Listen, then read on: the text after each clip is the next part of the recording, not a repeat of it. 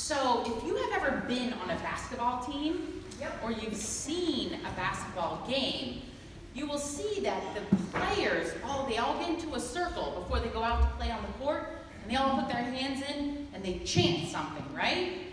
Sometimes it's win, and sometimes it's their team mascot, Tigers, and sometimes it's team. So Carrick had the opportunity to play on a basketball team last year, and I thought the coaches were fantastic. They really focused on team playing together, they focused on sportsmanship, and whenever they got into their circle before a game, they said, together! Because they really focused on the fact that they were all in it together, and when they were working together, they were stronger together. And I saw that through their whole season. Whenever somebody came off the court, everybody who was sitting on the sidelines, they all stood up, and they all clapped for the person coming off. They clapped for their effort. At the end of the season, the coach got all the kids' shirts, and on the back of the shirts, it had all their names, and it said, together. And the biggest example that I saw that was such their focus was not a time during the season when something went right, it was a time when something went wrong. So they were playing a tournament, and Carrick was playing the best basketball that he has ever played, but they were playing a really, really hard team. And it was the end of the game, and the score was tied. It only had a few seconds left, and Carrick's team really wanted to get that last basket so they didn't have to go into overtime.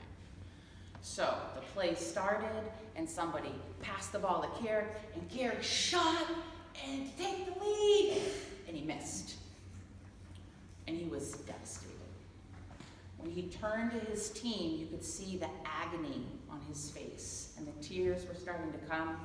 Now, I was in the audience, and I was watching, and I started to cry because I saw how upset he was.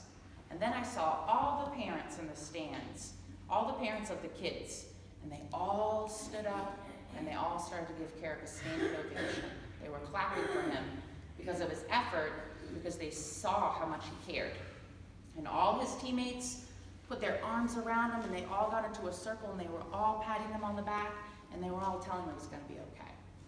It was beautiful. They were in it together. So they did go into overtime, and they did end up winning that game, and they had to play that team again in the final, and they did end up winning that tournament.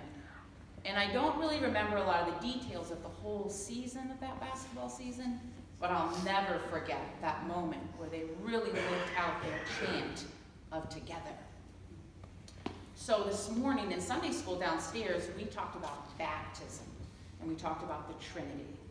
And the Trinity is God's perfect example of working together. God's perfect example of relationship. Because relationships are the most important things in our lives, right? Yes. So you can take that concept, whenever I hear stronger together or together, I think of the Trinity. And last year when the women went on their retreat, our theme for our retreat was stronger together. You could take this into your classroom at school, right? When all your classmates are working together, it's awesome. And you could take this home to your families, stronger together. And think of God and think of the Trinity. So today I'm going to give you permission to raise your voice in church, and you too. Yeah. I'm going to say we are, and then we're all going to say stronger together. And we're going to do it 3 times. Are you ready?